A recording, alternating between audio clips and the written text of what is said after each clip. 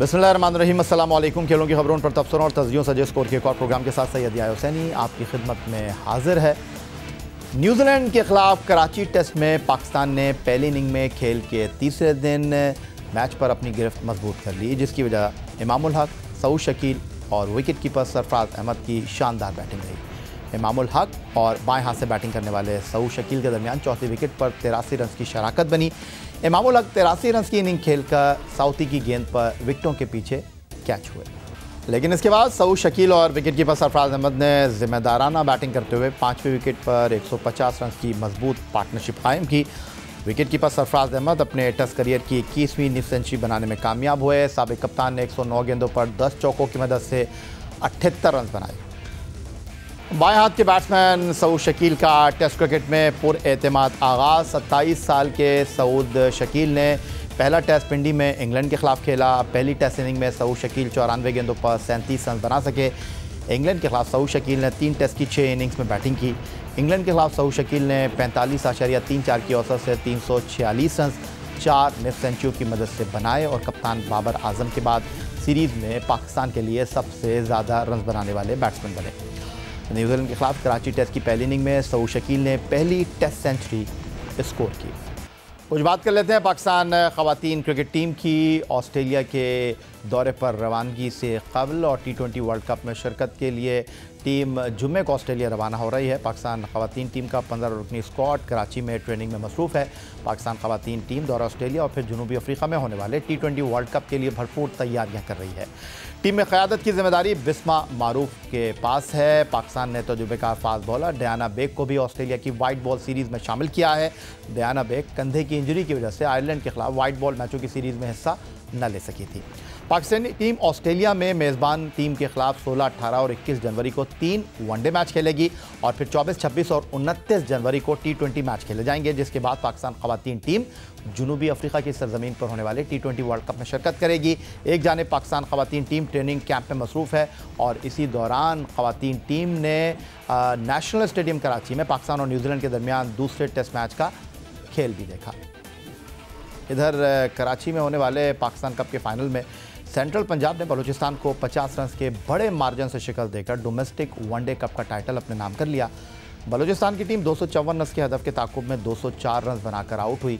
Central Punjab की जानिब से 254 रन का हदफ सेट करने में ओपनर अहमद शहजाद ने 61 रन बनाकर अहम किरदार अदा किया। पाकिस्तान कप के पूरे टूर्नामेंट में अहमद शहजाद का बल्ला रन उगलता रहा, जिसकी बदौलत सेंट्रल पंजाब न सिर्फ ग्रुप में टॉप पोजीशन हासिल करने में कामयाब रहा बल्कि फाइनल में भी फातेह हुआ। पाकिस्तान के लिए 13 टेस्ट, 81 एक रोज़ा मैच और 59 T20 खेलने वाले अहमद शहजाद पाकिस्तान के लिए आखिरी T20 इंटरनेशनल मैच अक्टूबर 2019 में श्रीलंका के खिलाफ खेले थे।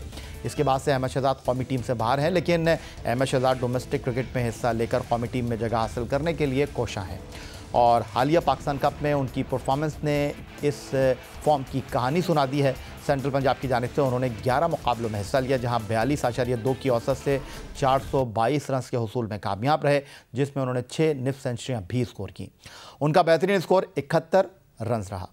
फुटबॉल की दुनिया के सुपरस्टार, पुर्तगाल के कप्तान और फुटबॉल की दुनिया के सुपरस्टार क्रिस्टियानो रोनाल्डो 2.5 साल के मुआहदे पर सऊदी अरब के क्लब अल नसर के साथ वाबस्ता हो गए हैं। अल नसर क्लब जो 1955 में सऊदी अरब के शहर रियाद में वजूद में आया, वो सऊदी अरब का एक कदीम तरीन फुटबॉल क्लब है और इसने सऊदी प्रीमियर लीग टाइटल 9 मरतबा अपने नाम किया है। क्रिस्टियानो रोनाल्डो ने मैनचेस्टर यूनाइटेड के साथ नवंबर 2022 में बाहमी मुआहदे के ज़रिए अलहदगी का ऐलान किया था। 37 साला पुर्तगाली टीम के कप्तान बरतानवी क्लब मैनचेस्टर यूनाइटेड को छोड़ने के बाद सऊदी अरब के क्लब अल नसर में शामिल हो गए हैं। सऊदी क्लब से उनका मुआहदा जून 2025 तक का है। इत्तलात के मुताबिक अल नसर क्लब से रोनाल्डो फुटबॉल की तारीख की सबसे बड़ी तनख्वाह सालाना 177 मिलियन पाउंड से ज़्यादा वसूल करेंगे। ये रोनाल्डो के करियर का आखिरी मुआहदा भी हो सकता है, क्योंकि वो 40 साल की उम्र में रिटायर होने का इरादा रखते हैं। रोनाल्डो फुटबॉल की तारीख में सबसे ज़्यादा गोल करने वाले खिलाड़ी हैं, जिन्होंने 2022 के आखिर तक करियर के मजमूई तौर पर 819 गोल किए हैं। उन्होंने स्पेनिश टीम रियल मैड्रिड के लिए मजमूई तौर पर 450 गोल किए, मैनचेस्टर यूनाइटेड के लिए 346 मैचों में 145 गोल किए, पुर्तगाल की कौमी टीम के लिए 118 और इटालियन क्लब यूवेंटस के लिए 100 गोल स्कोर किए। हाल ही में रोनाल्डो ने अपना आखिरी वर्ल्ड कप कतर 2022 टूर्नामेंट के दौरान खेला, जहां क्वार्टर फाइनल में पुर्तगाल मराकश के हाथों शिकस्त के बाद टूर्नामेंट से बाहर हो गई। क्लब को ज्वाइन करने के बाद रियाद में स्टार फुटबॉलर क्रिस्टियानो रोनाल्डो का वालेहाना इस्तकबाल किया गया। रियाद के मरसूल पार्क स्टेडियम में अल नसर क्लब ने एक सरकारी तकरीब का एहतमाम किया, जिसमें हज़ारों की तादाद में रोनाल्डो के चाहने वालों और अल नसर क्लब के सपोर्टर्स ने शिरकत की। मिलते हैं एक ब्रेक के बाद।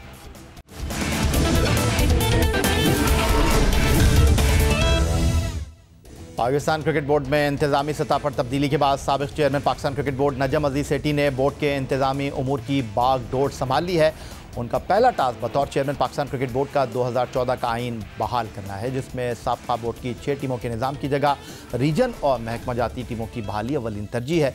तमाम एक जानिब जहां क्रिकेट हल्कों में नजम अजीज सेठी और इस्लामाबाद रीजन के साबिक सरबरा और रुकन गवर्निंग बोर्ड शकील शेख की आमद पर खुशी का इजहार किया जा रहा है, वहीं बोर्ड में पुराने और आजमाए हुए चेहरों की मौजूदगी पर तहफ़्फ़ुज़ात पाए जाते हैं। बिलखुसूस 23 टेस्ट और 12 वनडे खेलने वाले 69 साल के हारून रशीद, जो शाहिद आफरीदी की सिलेक्शन कमेटी के साथ मंजर आम पर आए हैं, माजी में नजम अजीज सेठी की सरबराही में काम करने वाले बोर्ड में डायरेक्टर क्रिकेट, डायरेक्टर डोमेस्टिक और बतौर चीफ सेलेक्टर खिदमात अंजाम दे चुके हैं। दिलचस्प अमर यह है कि हारून रशीद ने हाल ही में एहसान मानी के क्रिकेट बोर्ड में 6 टीमों के हवाले से ब्रीफिंग दी थी और इसके बाद उनकी छुट्टी कर दी गई थी। पीसीबी में माहाना 14,72,500 रुपये तनख्वाह लेने वाले director high performance centre, 2 test 2 one day खेलने वाले 53 साल के नदीम खान, जिन्होंने कई टेस्ट क्रिकेटर्स को नेशनल हाई परफॉर्मेंस सेंटर में प्रैक्टिस करने से रोक दिया था और डोमेस्टिक क्रिकेट में उनके किए जाने वाले इक़दाम पर नजम अजीज सेठी की सरबराही में काम करने वाली कमेटी ने शदीद तहफ़्फ़ुज़ात का इजहार किया। उनके बोर्ड में रहने का सीधा मतलब यह होगा कि मौजूदा बोर्ड सिर्फ निज़ाम को तब्दील करना चाहता है, चेहरे वही रहेंगे। साबिक़ वज़ीर आज़म इमरान खान के इंतहाई करीब समझे जाने वाले 59 साल के test fast bowler Zakir Khan, जिन्होंने 2 टेस्ट और 17 वनडे खेले, चेयरमैन पीसीबी उनके मुस्तकबिल के बारे में क्या फैसला करते हैं, बड़ा सवाल है। शाहिद आफरीदी की सिलेक्शन कमेटी में शामिल 42 साल के राव इफ्तिखार अंजुम, जिन्होंने पाकिस्तान के लिए 1 टेस्ट, 62 वनडे और 2 T20 खेले, साबका क्रिकेट बोर्ड में जूनियर सिलेक्शन कमेटी और बतौर junior fast bowler coach inning खेल चुके हैं। जबकि 60 साल के साबिक first class cricketer Umar Rashid Dar मुख्तलिफ हैसियतों में बोर्ड के साथ कई सालों से मुंसलिक हैं। अब देखना होगा नजम अजीज सेठी निज़ाम के साथ चेहरे भी तब्दील करते हैं या फिर वही होगा जो माजी में होता रहा है। इस तमाम सूरत हाल पर गुफ्तगू करने के लिए हमारे साथ मौजूद हैं test fast bowler Aqib Javed sahab, जो पाकिस्तान क्रिकेट पर बड़ी गहरी निगाह रखते हैं और बड़ा संजीदा और खुले अंदाज में गुफ्तगू करते हैं। उनको खुशामदीद कहेंगे। आकिब जावेद साहब, आपने गुफ्तगू सुनी, क्या कहना चाहेंगे? एक बार फिर वही हारून रशीद, एक बार फिर वही मोहतशिम रशीद, एक बार फिर पाकिस्तान क्रिकेट बोर्ड में वही ज़ाकिर खान और डोमेस्टिक क्रिकेट का जो हाल रहा पिछले 3 साल, आप कहते हैं कुछ हुआ ही नहीं। नदीम खान, उनको होना चाहिए बोर्ड में? देखिए यार, डेफिनेटली वो चेंजेस तो उनको लानी पड़ेंगी, क्योंकि देखिए जो रशीद राजा के साथ हुआ, मानी साहब की जो टीम लेके चले, तो इन रिजल्ट तो फिर तो ये तो कोई भी चेयरमैन आता है तो उसको मैं तो हमेशा समझता हूँ कि उसको 6 महीने देने चाहिए उनकी अपनी पॉलिसीज बनाने में, इम्प्लीमेंट करने में टाइम इतना तो लगता है। डेफिनेटली अगर आपने डेवलपमेंट की बात करनी है, जो आज हमें कोई प्लेयर पीछे नजर नहीं आता, तो उसकी बड़ी वजह तो वही है कि जो आपकी रीजनल अकेडमीज होती थी, जो नेशनल अकेडमी थी, वो रनिंग रेगुलरली रन करती थी, आपको प्लेयर्स का पूल बढ़ता जाता था। और दूसरा ये कि जो जुल्म हुआ है वो ये हुआ है कि 24 करोड़ के मुल्क में सिर्फ एक गेम है जो लोग खेलते हैं, और वो सिर्फ उसमें 200 प्लेयर्स को आप सिर्फ एडजस्ट कर सकते हैं, जो कि बहुत बड़ी ज्यादती है।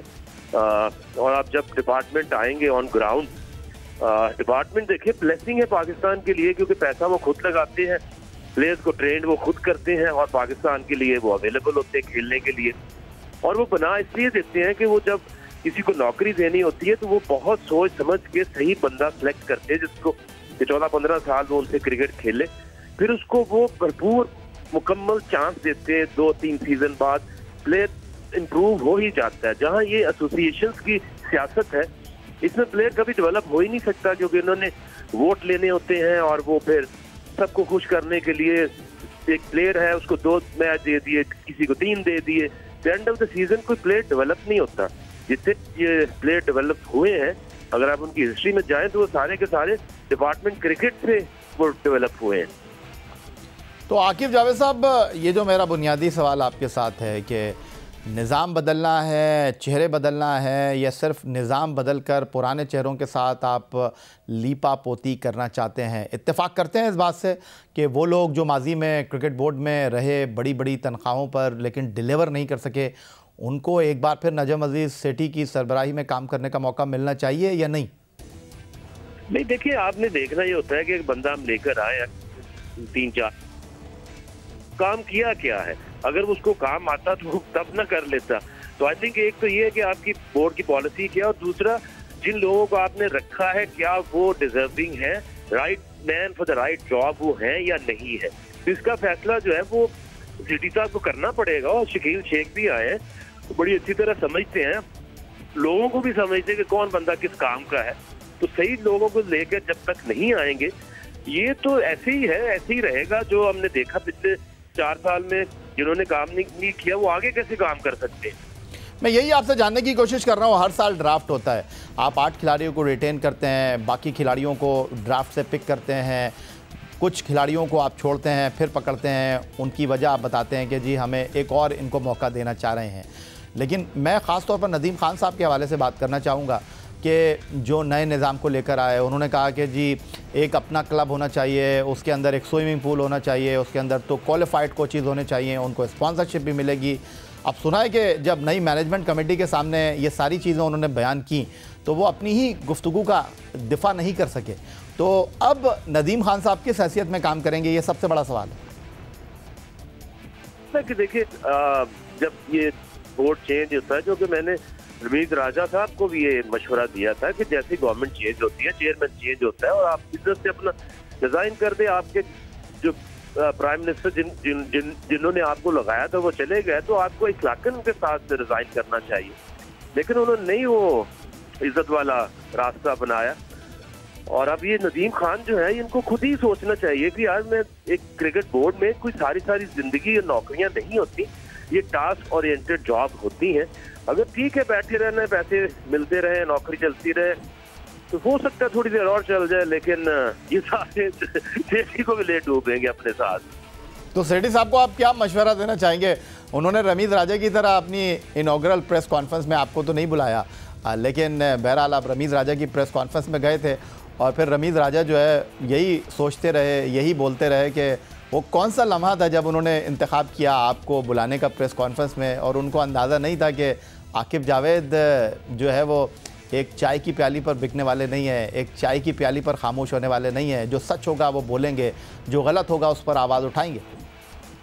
डेफिनेटली देखिए, यही हमारा, मैं आप जो मैं पहुंचता है कि मैं टीवी के ऊपर बात करूं, जो आपको चीज समझ आती है आपको वो बोलनी चाहिए, और जो सही है उसको अप्रिशिएट करें, और जो गलत चीज है उसकी निशानदेही करना हमारा फर्ज है। ये पता नहीं क्या समझते हैं कि किसी को चुप करा देने से जो काम गलत है वो सही हो जाएगा, ये कभी हो नहीं सकता। और नजम सेठी साहब को भी ये समझ, हाँ उनको समझ है और उनको समझ होनी चाहिए कि जब तक काम ठीक नहीं होगा वो कैसे इस सीट के ऊपर कंटिन्यू कर सकते हैं। काम करना पड़ेगा, क्रिकेट को बेहतर करना पड़ेगा। ये देखिए 2-3 चीजें जो ये करने जा रहे हैं, इससे डेफिनेटली क्रिकेट बेहतर हो जाएगी। डिपार्टमेंट वापस आए हैं, 16 रीजन आए हैं, लोगों को खेलने का मौका मिलेगा।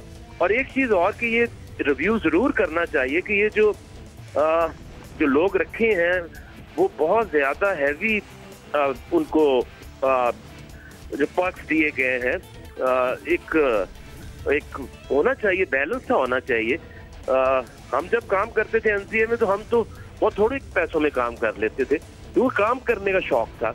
ये जो सफारिशी निज़ाम है, इसमें आप सफारिश करा के नौकरी तो ले सकते हैं, लेकिन फिर काम कौन करेगा आपकी जगह। अच्छा आकिब जावेद साहब, आपकी मौजूदगी का फ़ायदा उठाऊंगा और जानना आपसे मैं ये चाहूँगा कि मीर हमज़ा के सिलेक्शन पर बहुत ज़्यादा क्रिटिसिज्म हो रहा है।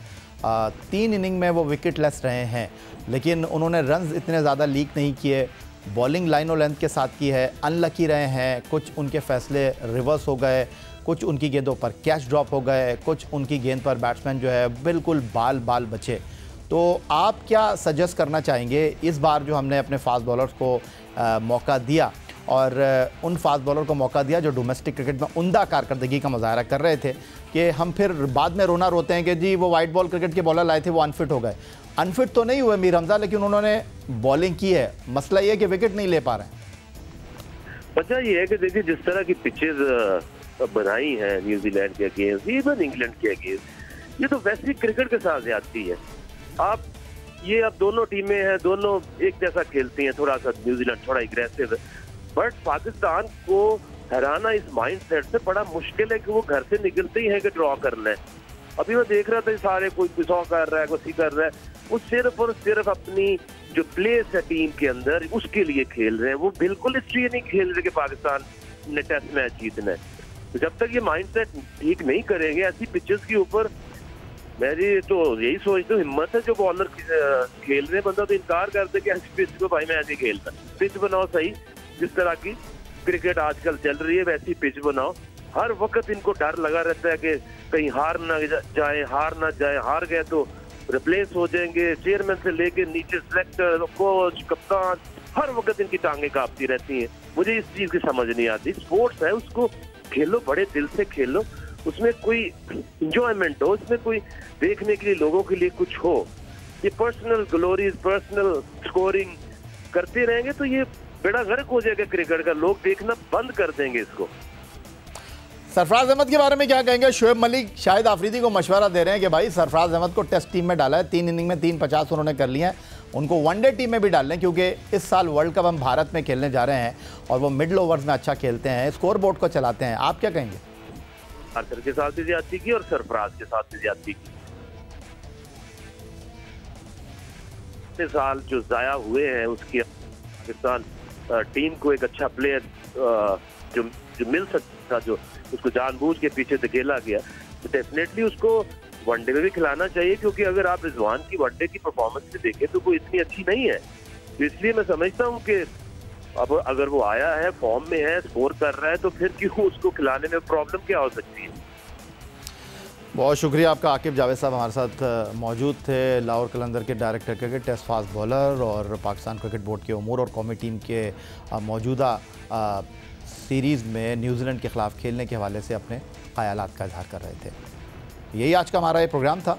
ट्विटर पर आप मुझे फॉलो कर सकते हैं, हमें ईमेल कर सकते हैं, अपनी राय से आगाह कर सकते हैं score@jio.tv पर।